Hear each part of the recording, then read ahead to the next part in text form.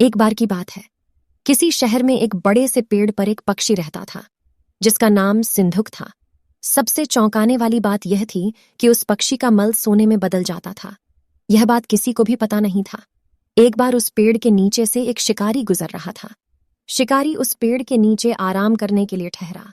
वो आराम कर ही रहा था कि इतने में सिंधुक पक्षी ने उसके सामने मल त्याग कर दिया। जैसे ही पक्षी का मल जमीन पर पड़ा, वो सोने में बदल गया। यह देखते ही शिकारी बहुत खुश हुआ और उसने उस पक्षी को पकड़ने के लिए जाल बिछाया। सिंधुक पक्षी जाल में फंस गया और शिकारी उसे अपने घर ले आया। पिंजरे में बंद सिंधुक को देख शिकारी को चिंता सताने लगी कि अगर राजा को इस बारे में पता चला तो वो न सिर्फ सिंधुक को दरबार में पेश करने को कहेंगे बल्कि मुझे भी सजा देंगे।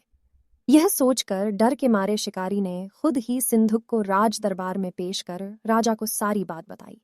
राजा ने आदेश दिया कि सिंधुक को सावधानी से रखा जाए और उसे अच्छे से खाना खिलाया जाए। ये सब सुनने के बाद मंत्री ने राजा को कहा, आप इस बेवकूफ शिकारी की बात पर भरोसा मत कीजिए। कभी ऐसा होता है क्या कि कोई पक्षी सोने का मल त्याग करे? इसलिए अच्छा होगा कि इसे आजाद करने का आदेश दें। मंत्री की बात सुनकर राजा ने चिड़िया को आजाद करने का आदेश दिया। सिंधुक उड़ते उड़ते राजा के दरवाजे पर सोने का मल त्याग करके गया। यह देखते ही राजा ने मंत्रियों को उसे पकड़ने का आदेश दिया, लेकिन तब तक वो पक्षी उड़ चुका था। उड़ते उड़ते सिंधुक कह गया, मैं बेवकूफ था जो शिकारी के सामने मल त्याग किया। शिकारी बेवकूफ था जो मुझे राजा के पास ले गया। राजा बेवकूफ था जो मंत्री की बात में आ गया।